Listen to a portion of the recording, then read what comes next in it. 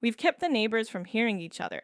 Now, a far more serious job, keeping fire from spreading, and this one can save lives. Some assemblies in a building are fire separations. They're built and rated to hold fire back for a set length of time, kind of, to buy people time to get out and to keep a fire boxed into the room where it started. Floors are the obvious ones. Plenty of partitions are rated too, and the rule behind all of it is blunt. A fire separation has to hold its rating everywhere, with no exceptions, which is exactly why every hole and every joint in it gets so much fuss.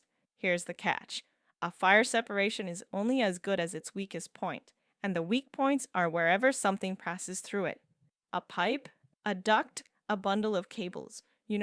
Every penetration is a hole in your fire-rated assembly, and a hole is exactly where fire and smoke want to go, so you seal it with an approved fire stop.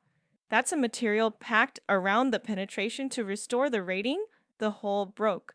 On site, fire stop is very often bright red, and that color is on purpose. Now, it has to be obvious. Someone walking the building should be able to glance at a pipe going through a floor and instantly see whether it's been sealed. No bright red around that penetration. Time to start asking questions. You'll see this on vertical penetrations, like ducts running floor to floor, and on horizontal ones, like pipes through a wall. Not everything is handled the same way. Honestly, most penetrations get the fire stop pack tight around them. A few are protected instead by layers of thermal insulation. Either way, every spot where something crosses the assembly has to be dealt with, and a penetration that goes right through gets sealed on both faces, not just the side you happen to be standing on. Ducts get special attention because a duct is a ready-made highway for fire and smoke. Sealing around the outside of it isn't enough because fire could still travel through the inside. So where a duct crosses a fire separation, you put a fire damper inside the duct. In a fire, the damper snaps shut. Now, fire can't go around the duct because the fire stop blocks that, and it can't go through the duct because the damper closed it off.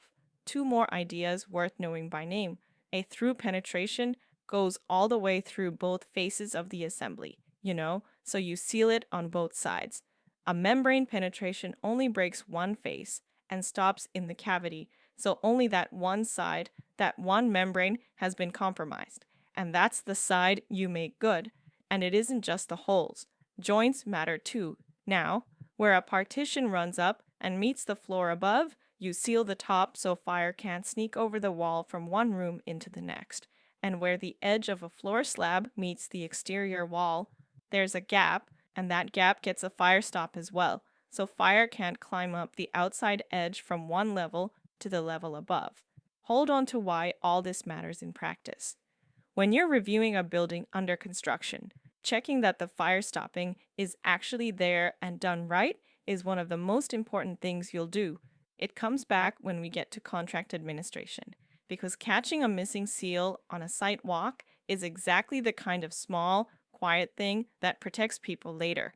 It's unglamorous work, and it's exactly the kind of detail that decides whether a fire separation does its job on the worst day of the building's life. Honestly, next time we move from fire to heat and the sneaky little shortcuts that let warmth leak straight out of a wall, thermal bridges, and how continuous insulation shuts them down.